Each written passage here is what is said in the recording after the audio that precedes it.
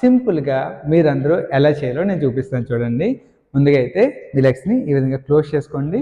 Close చేసుకొని మీ right leg మాత్రం move చేయాలి, లెఫ్ట్ లెగ్ ఇక్కడే ఉంటుంది. నాతో పాటు చేయండి.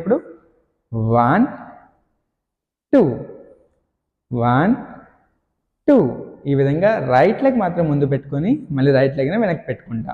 1 2 1 2 వెరీ గుడ్. ఇప్పుడు దీనికి హ్యాండ్ మూవ్మెంట్ చేపిస్తాను చూడండి. జస్ట్ ఈ విధంగా ఉంచుకొని ఇలా మూవ్ చేయండి అంతే. నాతో పాటు కలిపి చేయండి.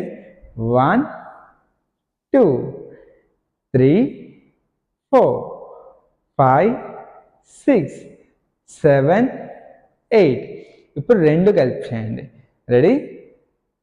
1 2 3 4 5 6 7 8.